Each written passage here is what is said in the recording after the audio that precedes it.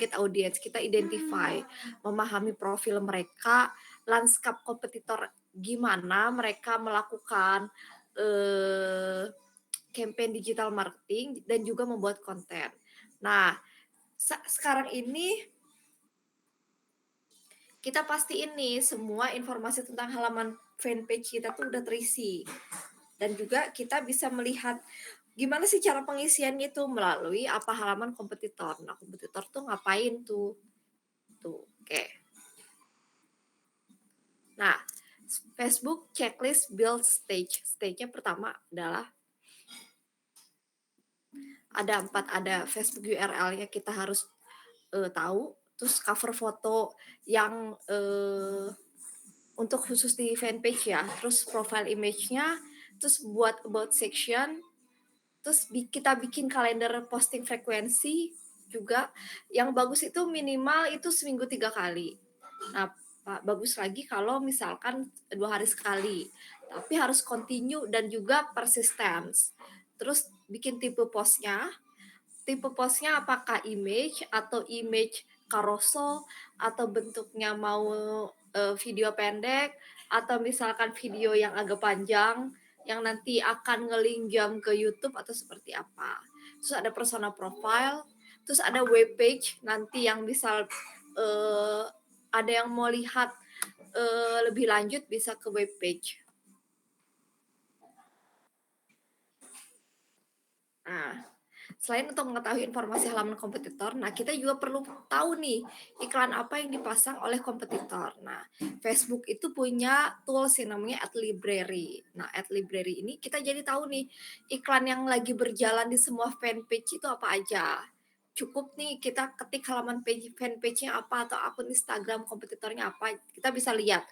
Nah, contoh misalkan kalau akun Instagramnya itu untuk apa ya, KOL manajemen. Nah, KOL manajemen lain tuh yang lagi buat campaign yang serupa tuh seperti apa gitu. Nah, kita bisa lihat nih, oh ternyata kalau KOL manajemen yang sudah besar ini sampai photoshoot setiap talentnya, terus ngejelasin project-project dari yang sudah diambil oleh setiap talentnya, kayak gitu ya.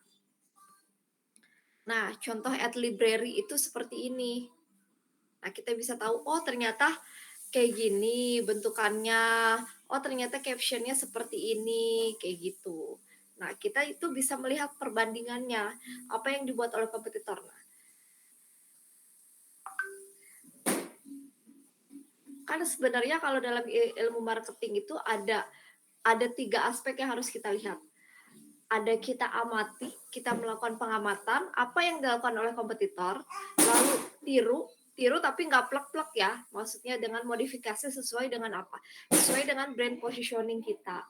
Lalu apa? Terapkan ke brand kita. Oke. Nah, kita bisa menilai objektif nih sebagai target audience. Apa respon kita bisa menerima iklan tersebut? Nah, jadi ketika kita membuat iklan itu kita harus pakai kacamata customer centric. Nah, ketika kita mau jadi customer itu apakah kita mau nggak sih kalau ngelihat contoh kayak gini, sesimpel seperti ini. Dulu saya ketika di sebuah eh, pialang asuransi.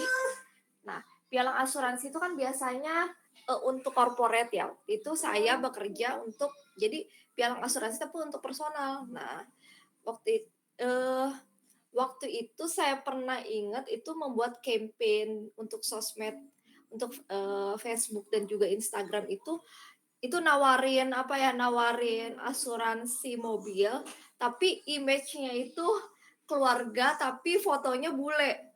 Nah, itu respon yang klik yang klik page to the website itu ya, itu rendah dibanding campaign berikutnya kita pakai foto keluarga tapi wajahnya Asia gitu. Nah, itu kan mempengaruhi preferensi ya, berarti kalau kita memasarkan produk di wilayah Indonesia gitu, lebih baik kita pakai produk foto yang emang muka dari talentnya itu Asia dibanding yang bule kayak gitu. itu event foto itu menjadi preferensi yang sangat penting ya gitu. Apakah kita mau menerima iklan ini atau tidak, bahkan melakukan klik atau tidak, seperti itu. Nah, kita harus tahu juga bagaimana workflow dari konten iklan yang kita buat. Nah, workflow-nya yang pasti kita produksi atau create. Lalu kita manage secara internal. Terus sudah gitu sesuai nggak dengan objektif yang kita bikin. Lalu didistribusikan ke berbagai channel. Setelah didistribusikan, kita mengolah kembali konten yang sudah ada. Nah, mengolah kembali apakah kontennya kadaluarsa atau kita archive atau simpan. Nah, ini digital asset cycle. Yang pertama kita build, kita design, kita capture, kita tag, lalu kita manage. Kita review, kita approve apakah kita ini sesuai dengan requirement yang udah kita susun. Setelah itu kita distribute, share ke sosial media aset yang kita punya. Setelah itu kita retrieve, reuse kembali, atau kita archive, kita bikin archive. Oke. Nah, untuk mempermudah pengelolaan halaman page, kita juga perlu melakukan assignment kepada orang-orang yang berhak mengelola halaman. Nah, jadi ketika dulu saya jadi social media campaign itu, yang pertama jadi nggak semua role dalam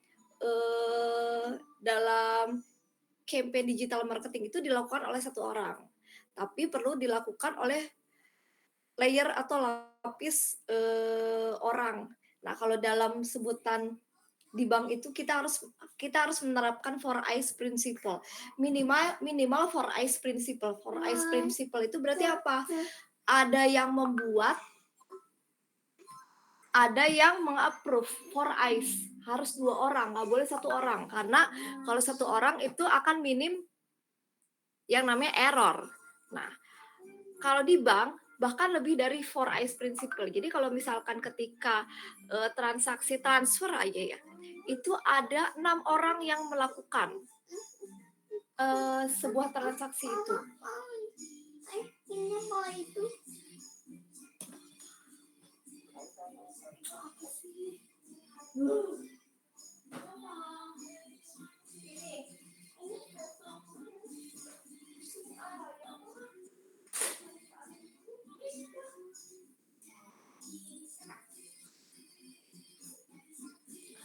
Jadi kalau misalkan kita melakukan transaksi transfer atau RTGS itu ada 3 orang yang melakukan. Ada yang membuat, biasanya teller, lalu diceker oleh yang di back office, lalu di approve oleh si kepala cabang gitu. Jadi yang paling bagus itu justru 6, ada making, checker, approve. Nah, paling tidak setidaknya ada 4 eyes, ada maker, ada approve gitu. Nah, kita harus bikin nih di sini role-nya. Kalau manage page role and setting misalkan admin, edit and page and apps itu admin, create and delete post admin, send message admin. Misalkan kalau editor tugasnya apa? Misalkan editor cuma edit page aja. Kalau manage page role dan setting itu misalkan adminnya aja. Terus ada moderator, terus ada advertiser sama analis. Kayak gitu. Nanti kan harus dianalisis tuh.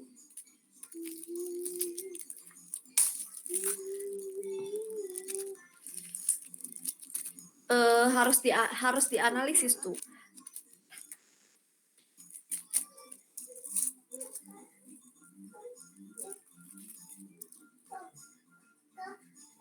Harus dianalisis tuh hasil dari campaign itu, misalkan nge-reach berapa orang, lalu berapa orang yang klik.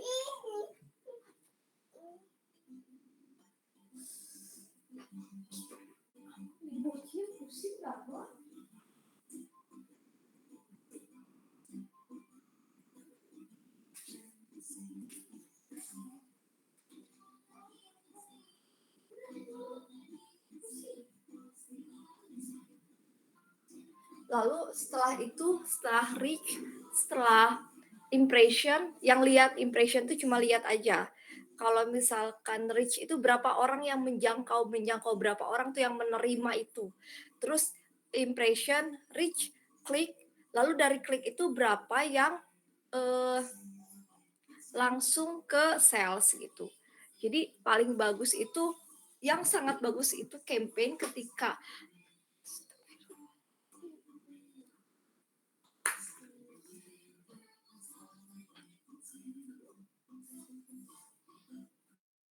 paling bagus itu ketika calculate-nya itu dari orang yang, ngeklik itu 20%-nya itu langsung ke pembelian. Jadi itu berarti KPI-nya udah terpenuhi sebenarnya gitu.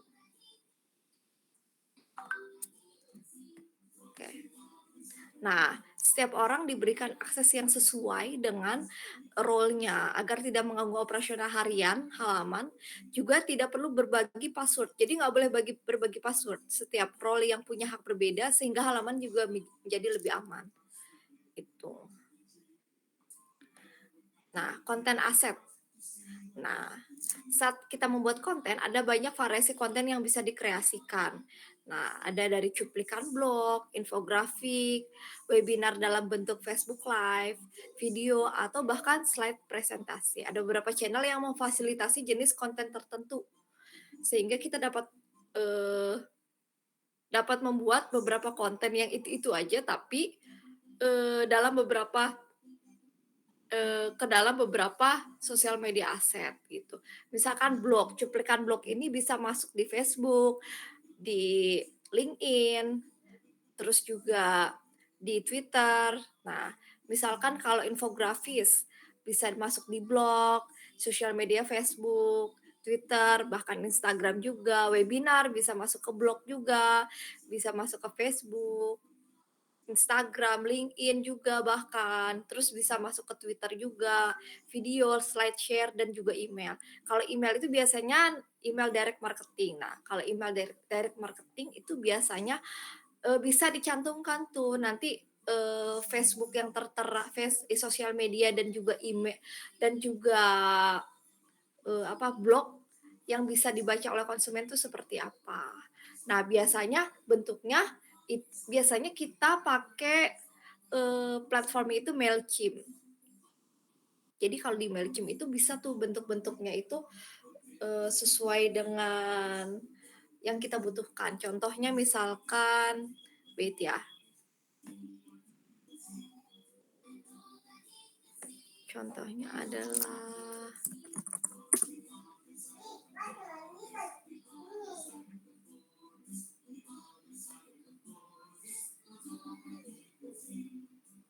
wait, Mailchimp saya masih ini ya.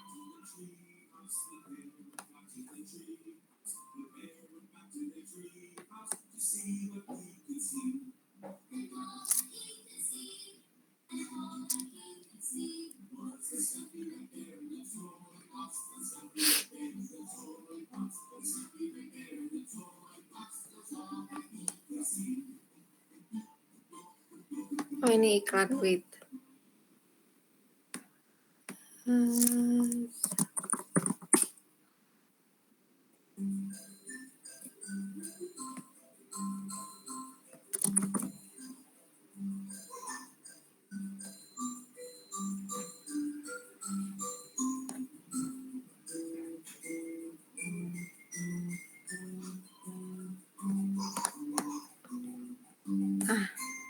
Untuk email direct marketing biasanya nanti bentuknya seperti ini.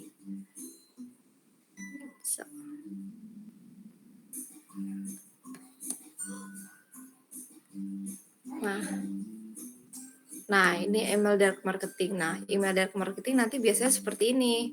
Nanti kita buatnya biasanya melalui Mailchimp. Nah, nanti kita coba buat email direct marketing ya. Oke.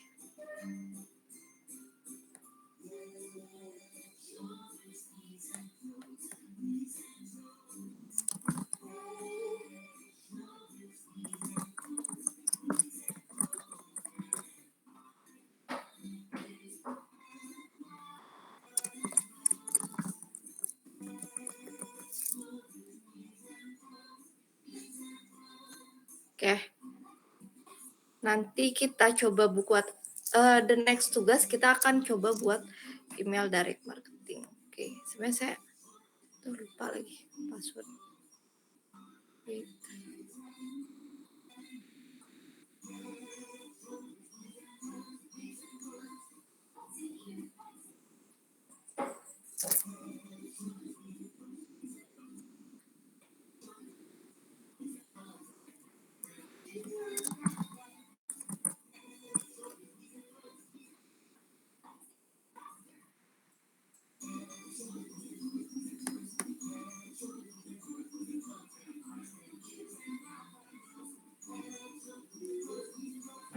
Gmail.com kok nggak bisa ya? Nanti coba ya minggu depan. Jadi kita ke email direct marketing. Oke, kita lanjut lagi.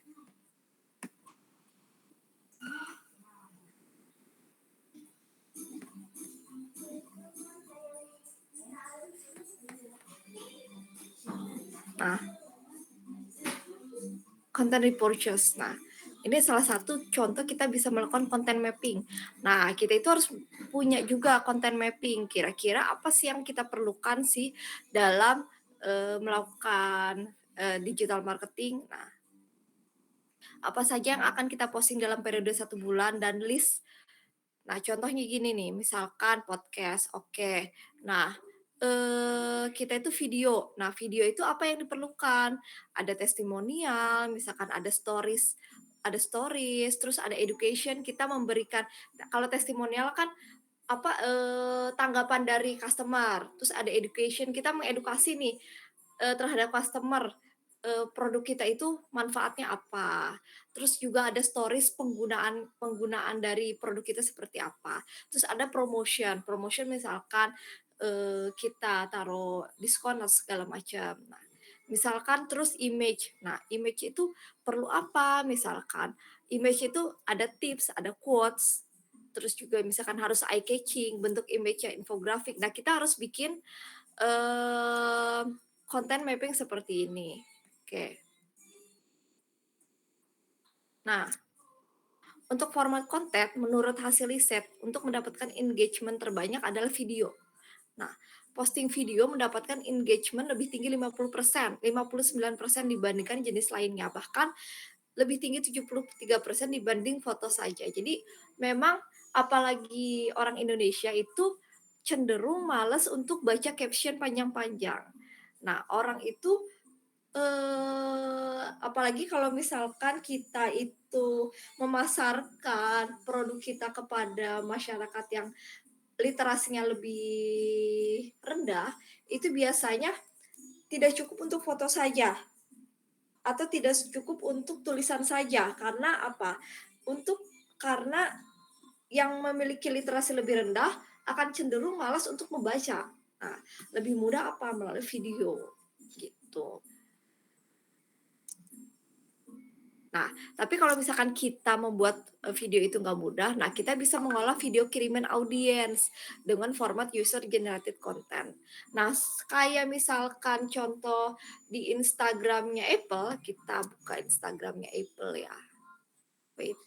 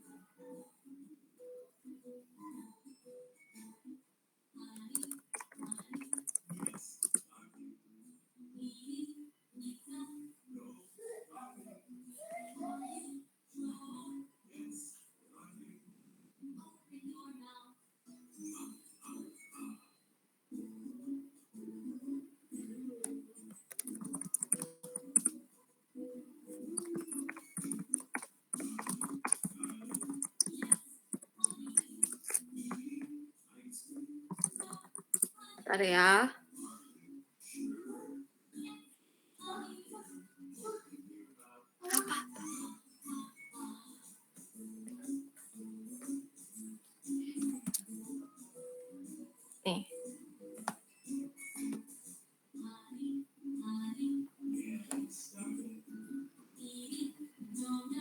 Nah, yang dimaksud ala user generated content tuh kayak gini.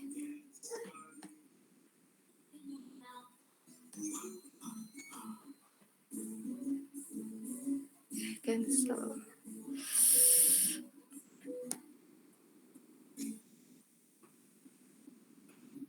Nah, ini user generated content.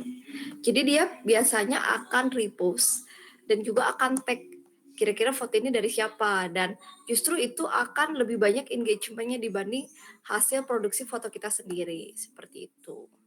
Oke.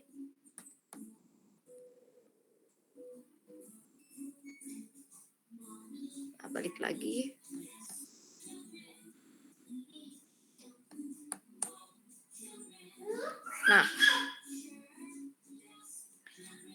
Nah, content mix nih. Recommendation content type ratio for 2019 ya. 70% itu pasti video post. Nah, image post itu cuma 20%. Nah, 10% itu link post yang akan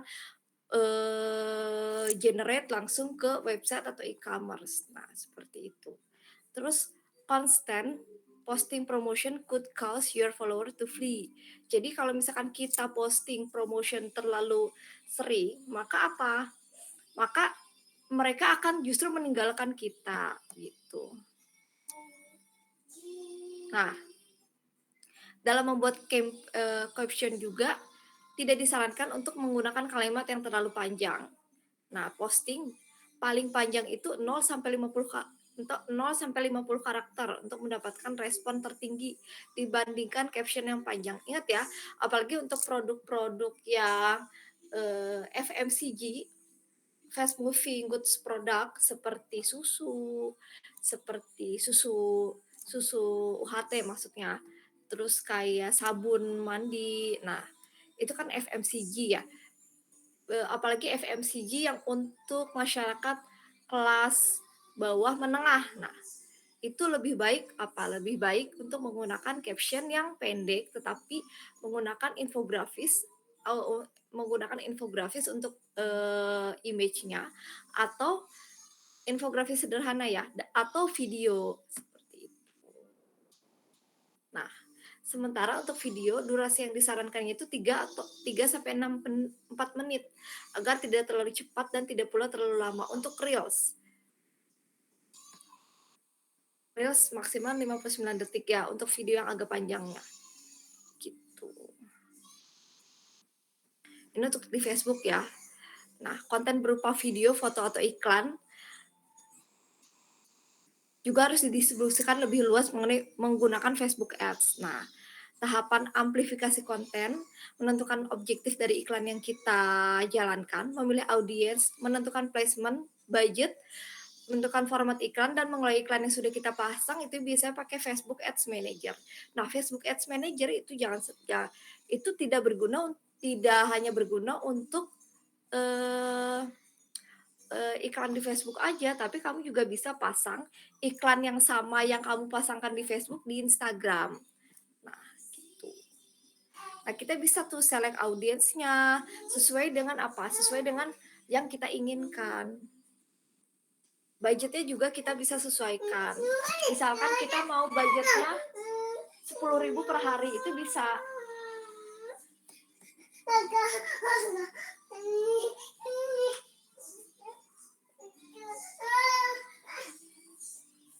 Pusing deh, ampun.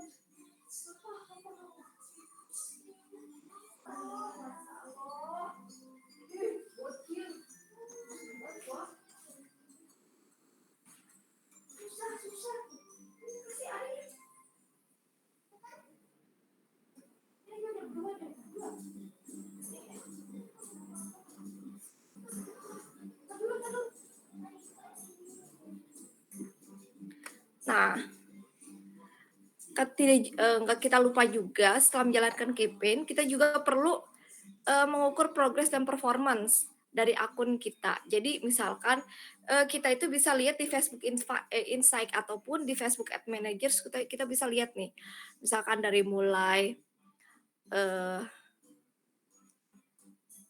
yang lihat berapa active usernya, terus misalkan Semua bisa dilihat ini activity-nya, kayak gitu. Nah, identify, build, engage, sama amplify. Itu yang paling penting. Oke, ada pertanyaan lagi? Ada pertanyaan? Minggu depan 2 materi lagi tentang Facebook Digital Marketing sama email direct marketing. Mailchimp. Saya nanti mau benerin lagi nih akun Mailchimp saya. Ada lagi pertanyaan?